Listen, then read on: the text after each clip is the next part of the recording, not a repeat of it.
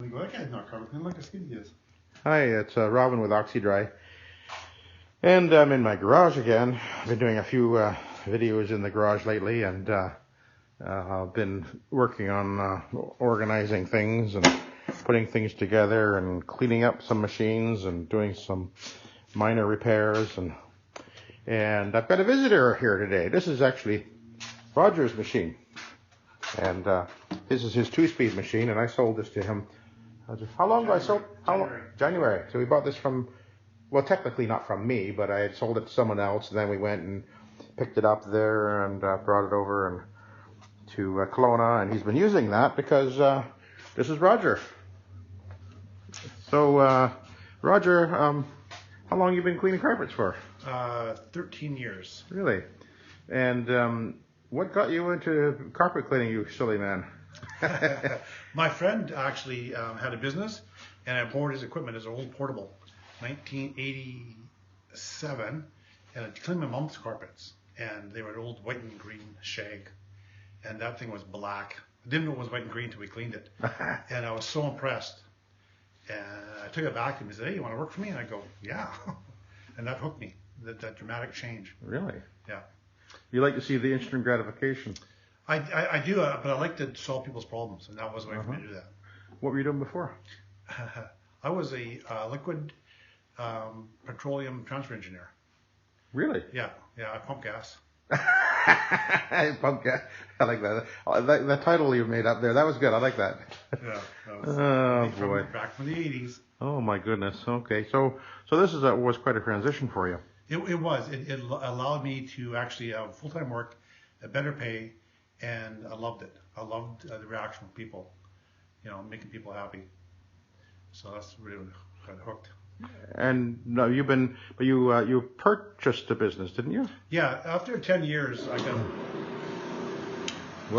got out of it because as an employee, I wasn't making any money. Well, honestly, no one paid you. My boss, my good friend, he had his own house. He had a boat. He had a camper. He had all the goodies, and I had nothing. So I got out of it. Thought I'd never go back. Oh yeah. And then I moved up to San Arm at a good computer job, and that company failed. And this company that I bought, he was the second owner, so I was the third owner. And so I got back into it 4 years ago, March 1st. This is my 4th year now. 4th year actually as self-employed. Yeah. Oh really? Yeah. Oh, I thought you'd been out longer. No. Self-employed. No. Oh, okay. Well, you're just like a babe. Okay. Oh my goodness me. Alrighty. Well, okay, so you've been a steam cleaner for 13 years? Yep. Oh, that's interesting. Yep. That's the best system there is, isn't it? No. What? No. You know that truck mounts are the most powerful things that are going, right? Well, that's what I thought. You know what changed my mind on it? I watched the video they did online down in the States. They did a lobby of a hotel. Yeah. And what's the guy there? John? No. From Minnesota. Oh, I don't know. You're very famous guy, anyways. He has his own lineup of products. Stager. Stager. So, anyways, they had this guy with a machine did half the entrance, and Stager did the other half. And the guy had I think it was an orbiter. He did his half in 5 minutes, maybe 10 minutes at most, with a pre-vac, and it looked fantastic. And they spent 4 hours doing the other half of something, maybe 4 feet by 10 feet. I know exactly who you're talking about. I know exactly the scenario. That was John Gherkink using his. I think he was using the eraser on that one. Okay. Really expensive one. Yeah. So that got me thinking about this because I was seeing the limitations with the truck mount. In this environment, down at the coast where I lived, it didn't matter. We could work year round, but I couldn't work for 5 months out of the year up here. Because of why? The cold, and also the roads where I live is quite steep. And the big truck had no traction. You just couldn't. Even with studded snow tires, couldn't get around. Couldn't navigate the driveways. And then the freezing issue. I froze the thing up twice because I don't have a heated garage. So what about cleaning? You mean the truck mount? Aren't you better at cleaning the dirty carpets? The problem I had the truck mount, and the reason why I had a rotary in the first place, is when I did places with dogs, and they had really bad where dogs have been laying, it was like fantastic when you cleaned it, and you could call back the next day every time because it would wick back up. Wicking. And so I got a rotary, and I would go over it with that to solve that problem. With a pad, I mean, like afterwards? Yeah, just with a acid rinse with a spray bottle and then a cotton pad. That's all I had. This big, huge floor machine that weighed way more than that one. So it wasn't practical for doing this kind of work, but it worked. It got rid of the issue of the wicking. And so I was really interested at that point to start exploring it. But I had the wrong equipment, and I didn't have very good chemistry, and I didn't have the proper pads. I couldn't find them. All my online searches. It wasn't until I got into the forums that I started seeing Bottom Pro Canada. Yeah. The guy in Alton Red Deer, I can't remember his name. That they actually had proper equipment. Okay. So then I tried doing it on my own, and that didn't go well. Yeah, right. Is there problems? I had the right idea. I'm gonna stop touching that thing. The right idea, but didn't have the training. I didn't know how to put it all together. Okay. So you were, but you were realizing that low moisture was the direction you wanted to go in? I wanted to go in for several reasons. Number one, I knew the results would be there. And I did a 40% commercial. And so that video highlighted me the importance of that kind of equipment on commercial. Okay. Plus, it was physically too tough on me to do the large commercial jobs. You mean pushing the one back and forth? Yeah, even with my Rotovac, I360, it was too much.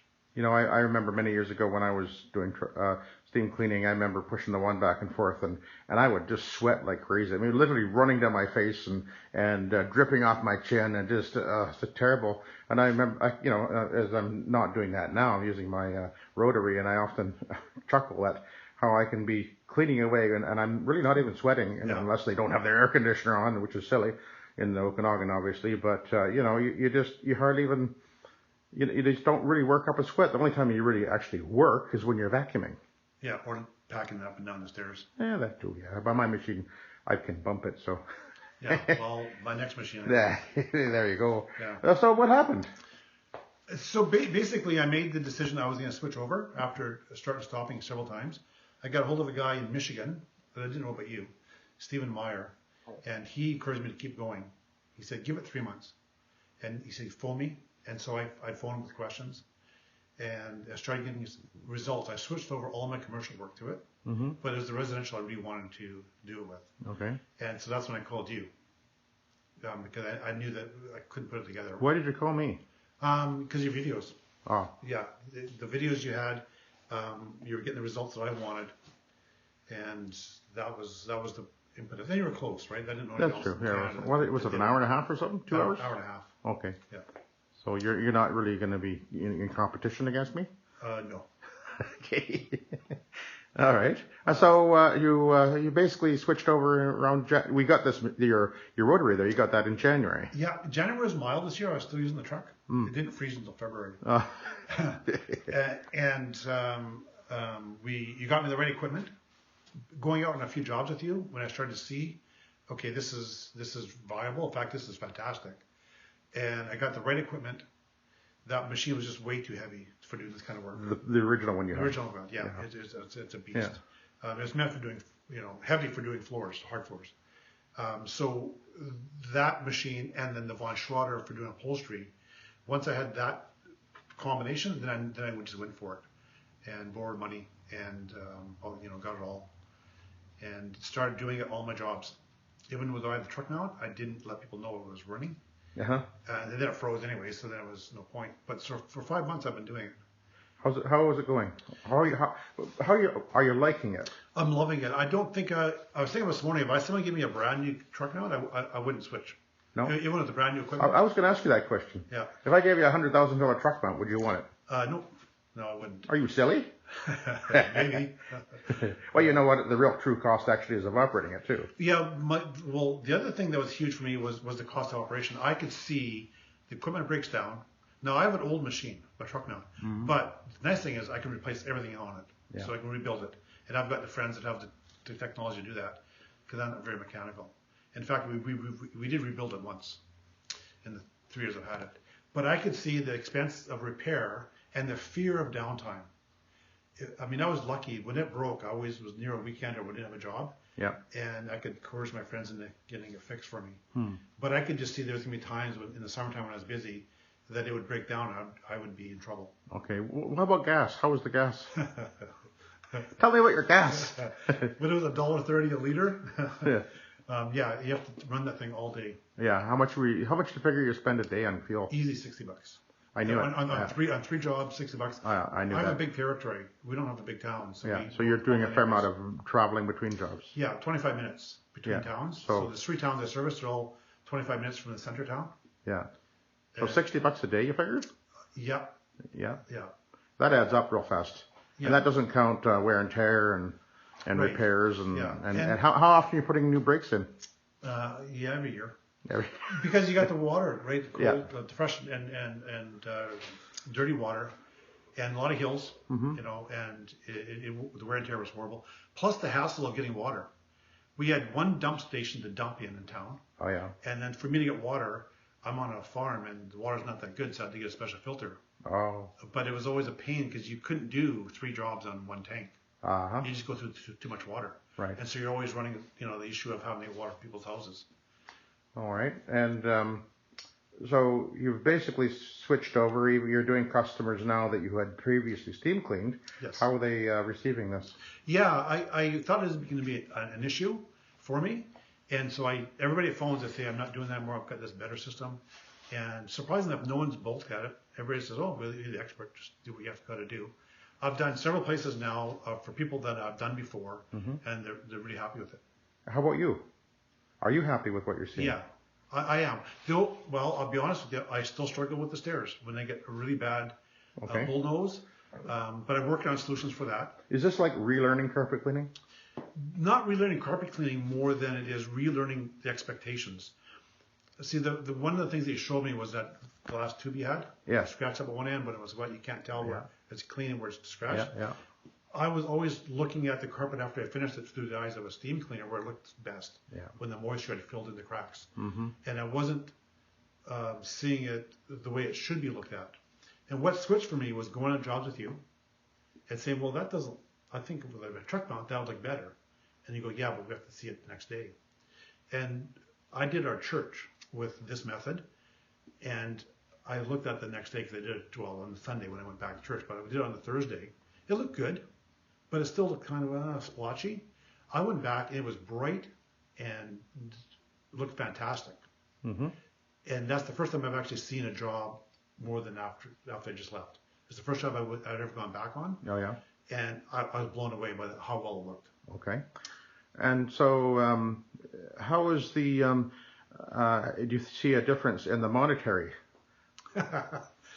I've been very happy with the monetary, to tell you the truth. I was basically not making it, and you pointed that out. And that's where I guess where the mentorship comes in.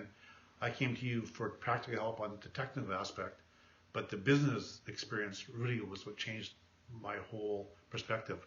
Now I'm making more, and I'm taking home more. That's important. And a couple key indicators are, in a typical year for the last 3 years, I might have 3 days where I'd make $1,000. And that'd be, like a 10-hour day. Yeah. I was lucky if I was averaging $100 an hour with the truck mount. Gross, that's not before expenses. Yeah. And now with this method, it takes longer to do, especially the smaller places, but I'm never less than $100. And I'm usually $125 to $150. And with a helper, I'm $200 to $250. And you're making more dollars for each job anyway. Right. So you increased your pricing, didn't you? I increased my price mostly because of your recommendation. I went from 30 cents a square foot, which is typical in my area, up to 40. And I increased the price of stairs by $1. And have you had resistance? None. I did lose one job, and I put on the Facebook page, which I was quite happy to lose. I didn't want to do the work for the lady. She was very picky. House was full of junk, and she already told me she was a price shopper. Oh, yeah. But I did the estimate because I was in town. It was no big deal. But no one has complained about the price. Not a single person. And I lost that one job because I wasn't willing to bring my price down. But I clearly outlined to her that my method would be better for her situation because she had a puppy and had peed on the upholstery.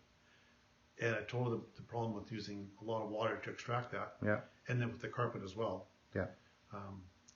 You remember that job I phoned you about? I walked in this, there was 2 bedrooms and a set of stairs. And then there was a smell? Cleaned the first room, went did the stairs, another room, came back, and it was overwhelming. You could almost walk into the room. Yeah. And it was for a realtor I do a lot of work for. Uh-huh. And the place was empty. And so I phoned you that night, and he said, go back with that product we've been using. And would pre-spray it with that, and cleaned it again. And by the time I was a third of the way through the job, you couldn't smell the dog odor at all. And it's not dog urine, this is dog sweat. Just doggy, wet dog smell. And I was shocked how good that was. So I think the first time I did it, I probably got a little bit too wet and didn't have enough of that product in there. Mm-hmm. Can I mention the product? Right, yeah. So we're talking about chlorine dioxide. Chlorine dioxide. ClO2, yay! Yeah. So I pre-sprayed it. That's stabilized ClO2. Stabilized. So I pre-sprayed it, set up my equipment, had it in the tank, cleaned it again. What was your ratio? How many parts per million? Do you remember? I think at the time we were over. I think we were at 2,000. Which if it's a strong odor, that's fine. Yeah. And when I did it, I still couldn't believe how good it was. I actually put my nose down to the carpet. Couldn't smell a thing, yeah. That's typical. And that hadn't been dried yet. Yeah. The realtor was blown away. He was so happy. Okay. Because he had gone there. I told him, I said, I'm coming back tomorrow. And he went and looked at it. And he was very happy that I went back and redid that one room.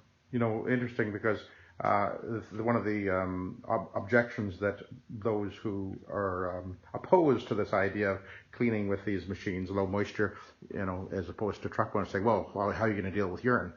And of course, that was something that most guys who were thinking about getting into VLM, that's one of the questions they have was, well, how am I going to deal with urine? How can it be dealt with? Well, the reality is that what a piece of cake. Yes, it's a hot water extractor. That was always my concern. I always told people, I can clean the face fibers. But with the amount of water we have to use, it's going to reactivate those urine salts, and it's going to smell for a few days. And there's no way around that. Even with speed drying, it's going to be a problem. But you would put deodorizers or smellers in there, eh? I did. I tried like 5 or 6 different products on the market. Yeah. I even ordered some from the States. Yeah.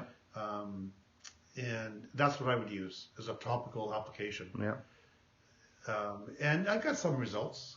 I did this one place I did for this lady with cats. She moved to a place with really cat urine problem. And I used this Soap Daddy product that I mentioned. Yeah. And I went back the other day and it still smelled great. So they do work. Yeah. But now I have total confidence. I'm excited when someone phones me, oh, I got a pet or a cat, whatever. Now you're gonna make a sale. I know that I've got the solution for them, and they're really happy to hear that. Yeah. What about the dry times? Never more than an hour and a half. So you're able to tell them low moisture. And is this an advantage when you're talking to people on the phone? Do they like that? The number one problem people don't like about carpet cleaning is the dry times. Every job as a hot water extractor, people always ask me how long till it's dry. Mm-hmm. What would you used to say? I say overnight. Because I knew that by morning, that was more realistic than if it wasn't dry, yeah. Then there was a different issue. Okay.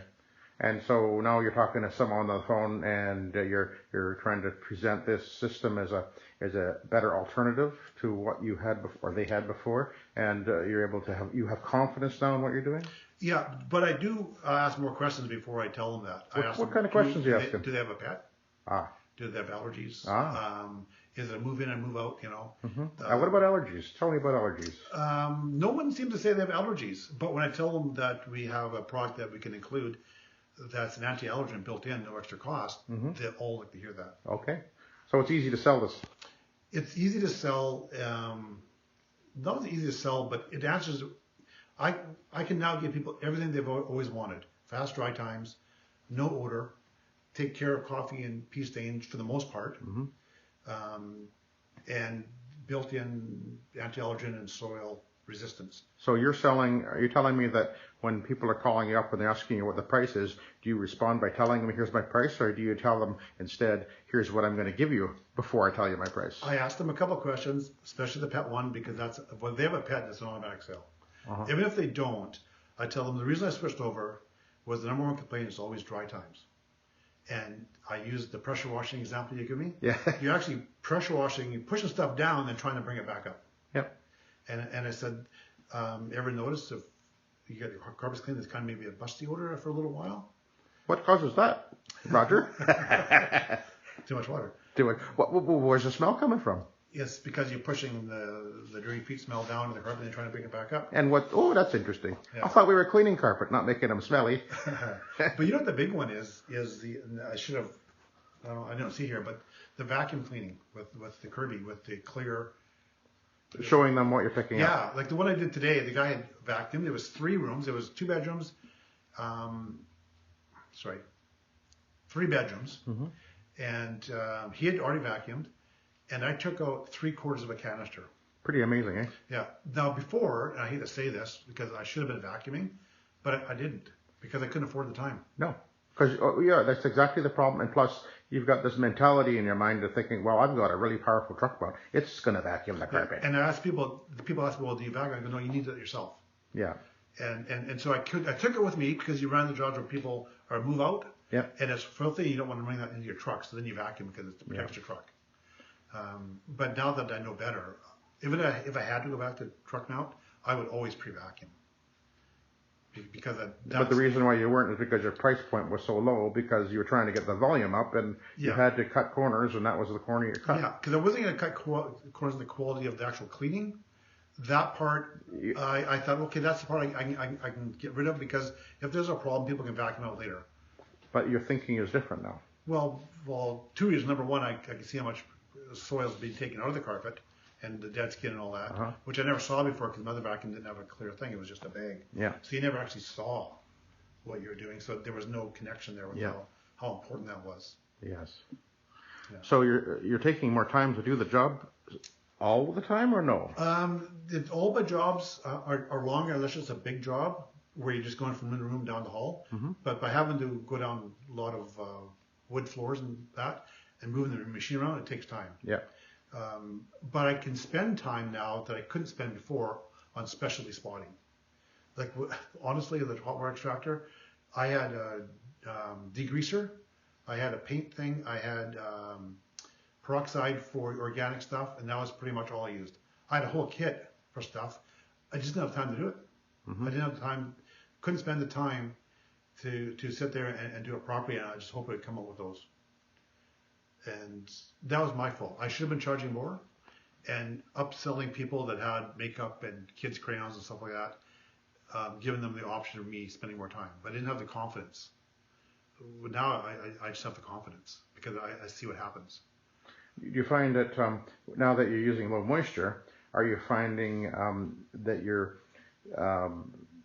one thing that you and I have talked about this before, but my thinking is that with using the low moisture, there's a little more mentality going on with dealing with different situations. Yeah, I look at the job different now. When I go and measure up, I'm looking for specific problem areas, so that when I vacuum, I like your idea when you're vacuuming, you got the trigger bottles, to your around so you can hit spots. So there's a dwell time on those.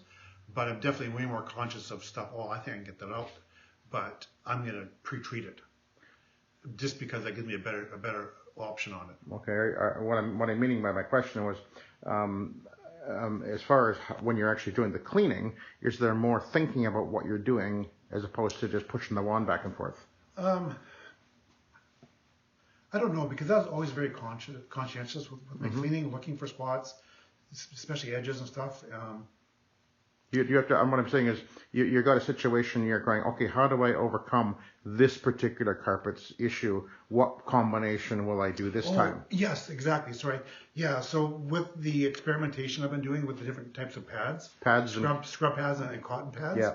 I'll take more of those in and then try them on different areas. So the hog's hair, for example, is really good on really bad areas. Yeah. But yeah, I'm matching up the pads now with the carpet. So if it's wool carpet, I'll use a different pad. If it's a thin carpet, I'll use a different pad. Okay, so you've only been doing this 4 months, so you're still a babe. Yeah, I am a babe, but I'm willing to experiment. You're a pretty big babe. Well fed. But that's one thing that keeps me intrigued with what I've been doing it with this method now 25 years, but one thing that keeps me intrigued all the time is walking in the door and solving that that particular carpet's problem. How will I address this one? And there's so many different options I can put.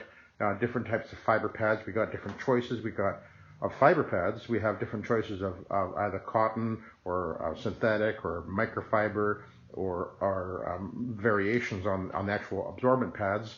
And then on top of that, or even a brush for that matter. Yeah. So we have so many different choices of attachments, and then we have, of course, different products that we can clean with too. So that keeps it interesting, I think. It does, and I have been experimenting more and more with the different products.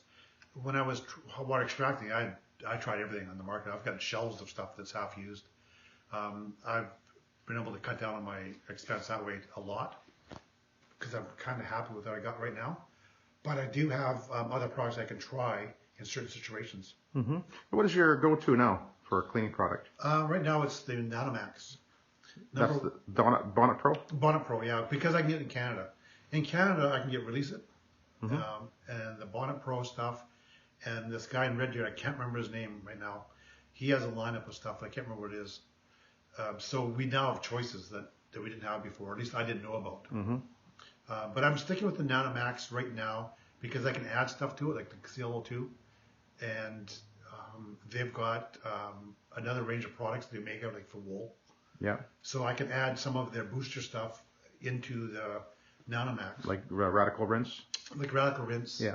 Yeah. And I really like telling people it's the best green product they've ever come across, which is true. Yep. And it's 97% plant-based and it's zero health rating, which is like water. Yep. And that really piques people's interest now. Oh, yes. People are much more interested in that. And that's one of the aspects of low moisture as well, because now when we go into people's houses, you don't have that truck sitting outside with his motor running away, roaring away, pumping all that nasty carbon into the air. Yeah. And this happens, it's happened to me once in 13 years, so I've been lucky. A hose exploded.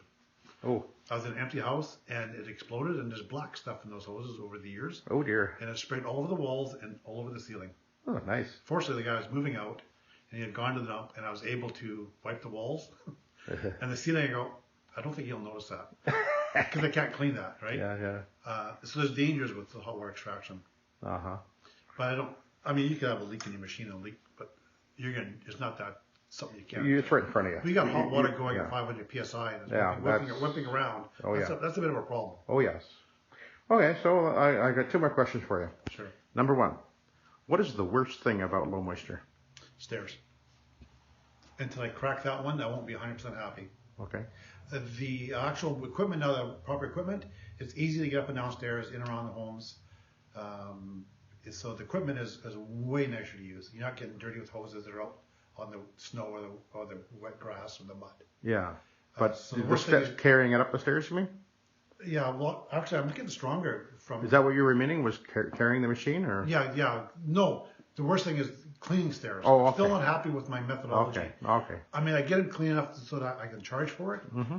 But I think it can. I think there's a room for improvement in the industry that we can maybe get it better. Okay, we're gonna have to work on that with you because I'm having no problem with steps. Yeah. Okay. Well, I'll have to come and do it more with you. Okay, fair enough. But okay. That's the worst of it. Everything else I love about it. Okay. The second question was, what's the best thing about low moisture? Low moisture. I can do this until I'm probably 65 now. I was thinking about this the other day. If I had to do hot water extraction, I'm good for one more year probably. Because you're wearing out. I'm wearing out, and I don't want to go through that much energy to make that little bit. Was it no longer fun? Yeah, it was a drag. Is this fun? It's fun, and the thing about it is I can get people to help me, like my daughter. Uh-huh. She can come and do the vacuuming. Do you actually pay her? I have to pay her. Okay.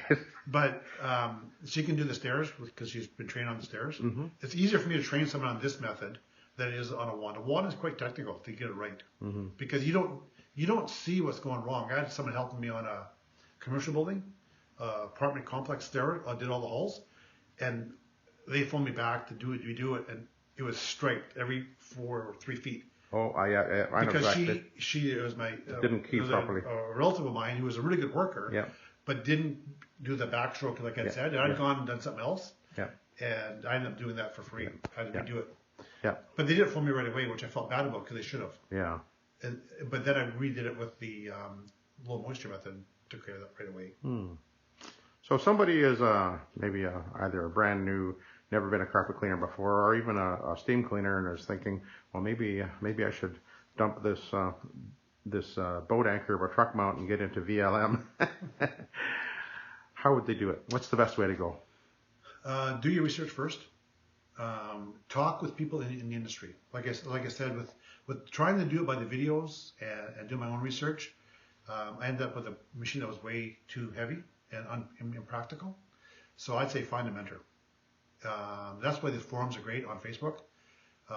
Low moisture cleaners. Low moisture carpet cleaners. Carpet cleaners is a good group because the people on there are willing to share.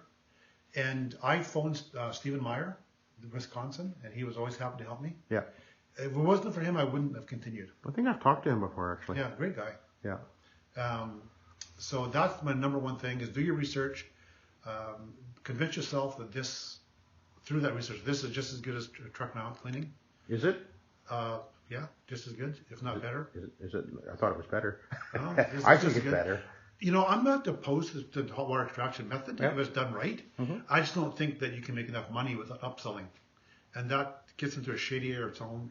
Yeah. Selling people stuff they may not necessarily need in order for you to stay in business. And I met a guy in Kelowna actually.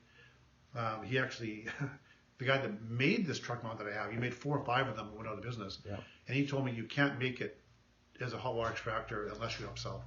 Yes. Well, the way they price, of course. Yeah. Typically $89 3 rooms ain't gonna happen. Yeah. You can't make a living. Yeah. So even when I was younger and I could go all day, and I could go all day, with this, as for young guys starting out, I'd say learn to do this. The investment is way less in equipment. Yes, that's true. And the results are, I've never had one complaint yet. Mm-hmm. And I've been there for 5 months. Now you did buy used equipment right off the bat, which was good, and I was able to help you with that because I actually directed you to some used equipment that I sold to someone else who never used it. So how much do you think you spent getting into this system? Now you bought a rotary, some pads, a little bit of chemical was included in that, and you did buy a vacuum too, and then you also bought that upholstery machine. Yeah, well, the upholstery machine not everybody's going to have access to. That's an unusual machine. I wouldn't have even bought that. Yeah. Without knowing how to use it. Yes. Without your instruction. Well, let's talk about take the rotary out of the upholstery machine out of the picture. How much do you think it cost you to get going? Yeah, because you can get a good portable to do upholstery for about $500 or $600 up in Canada. If you really look, I mean, it might be a bit more. A used one. Used one. You're not going to buy new. Then it's not worth it. Used equipment. What did I pay? I paid. I overpaid for the vacuum cleaner. Another story. Okay, realistically, for $2,500, you would get a good used rotary with a tank, even if you had to buy the tank separate. Yeah. I really like the Orbiter, which is $500. So $500 for the rotary, $500 for the Orbiter. You're gonna need a fair amount of pads to get started. So another maybe $600 for a good set of pads and not brushes, but cotton bonnets. Yeah. And the chemistry, you're gonna want the basics. You're gonna want your primary VLM solution, whichever. I mean, they're all good. It seems like they're all really good. Some are better than others. Yeah, some are better than others. But you can be able to buy that enough to get you started making money to replenish that. So a jug or two of that. You're gonna need some spotting stuff like rust remover, something to do with paint, a degreaser. So a basic spotting kit, probably a couple $100 worth of spotters. You're gonna want a grooming rake to make it look nice. You need a vacuum. The Kirby's been fantastic. I've been buying them for $60 or less. Yeah, you can find them. They're out there. Yeah, you can find them. And that's a huge thing to have that. What else do I use? Oh, the little handheld shark vacuum for doing stairs and edges. Well, you just bought that one. I just bought that one. That was brand new, $300. Yeah. So it doesn't. So in other words, basically, you're saying like $3,000-4,000. You're actually in pretty good shape already. Well, that's overkill. Yeah. Yeah. So not a lot. You want to know what I paid for my used truck mount? How much you pay for your used truck mount? And the business, because there was customers that came with it in my little area, $27,000. So now, when you look back on that, what do you think? I think that I'm glad I got back into it because it allowed me to have a job in an area where there's not a lot of work for people over 50. Yeah. But if I'd known better differently, I would have gone this route. So the $27,000 was not worth spending? It was necessary to spend. I'm going to get some of that back. I'm going to be able to sell the truck mount probably, and some of the special equipment like the rotor vac. So I'll probably get 8,000 or 9,000 back out of that. So this was going to VLM would be less expensive and much better return on investment. Absolutely. Once you keep your costs down, then the rest of the money is yours, right? And that's the key principle of any business: low overhead, good margins. But I was going to say the VLM saved my business because I wasn't able to work in the colder months, and I can do some jobs now. And I could pursue commercial jobs easily. But with the truck mount being down and not being able to get around, I had the best January and February that I've had in 3 years. I doubled what I normally do. Really? Yeah. Well, that's pretty good, eh? Yeah. Probably not, probably because I did a few more jobs, but there are jobs I could get to because I now drive an SUV instead of a huge, big Chevy van, Ford van. Uh-huh. And how much were you spending? Did you tell me what you were spending in gas in a month if you're the truck mount? Not in a month. It's $60 a day. Yeah. So I was definitely over $1,000 in the busy months. Wow. Yeah. You won't believe. Well, you probably are getting an idea of what you're going to be spending with your Uplander now, eh? A few $100 a month. Yeah. Yeah. Big difference. Huge difference. Yeah. I think I'm way busier than you, and I think I'm typically around about maybe $400 a month. Yeah, and we have the same vehicle. Yeah, just a drop in the bucket. And that was a great idea. Hey, Roger, buy an Uplander like mine. Yeah, you know what? That's a amazing thing. I went looking on the local. They have a page called Castanet here, and a guy just happened to be selling them the day before because somebody bought his company and bought brand new vehicles for it. It was a telecommunications company, and so the van was a work vehicle with the racks in the back and the protector for the front seat. It was the perfect work van, and I got a steal of a deal because he had to get rid of it to make room for the other new vehicles to fit in the parking lot in their area. Mm-hmm. So I probably got it for maybe half of what it was. He could have sold it for if he had time. Yeah. And how do you like driving? Is it compared to that Ford van? Much nicer vehicle, eh? Much nicer vehicle. Yeah. You can actually talk to the person next to you. What? You can actually talk to the person next to you. Oh. Yeah, they're a nice van. I really like mine. Yeah, it's a bit of road noise, but Yeah. Comparisons. Yeah, there's no comparison. All right. Well, that was an interesting conversation. I'm sure there's a lot of guys that are in a similar position that you were a few months ago that are wondering should I not make this plunge into VLM or whatever. And so maybe you'll be answering some of their questions and this will be helpful to them because I'll post this on my YouTube channel, and maybe I'll put it on the Low Moisture Carpet Cleaners Facebook page because we're trying to help one another out here, aren't we? So hopefully that'll be a help. So say goodbye, Roger. All right. Thanks, Robin. Okay, you're welcome.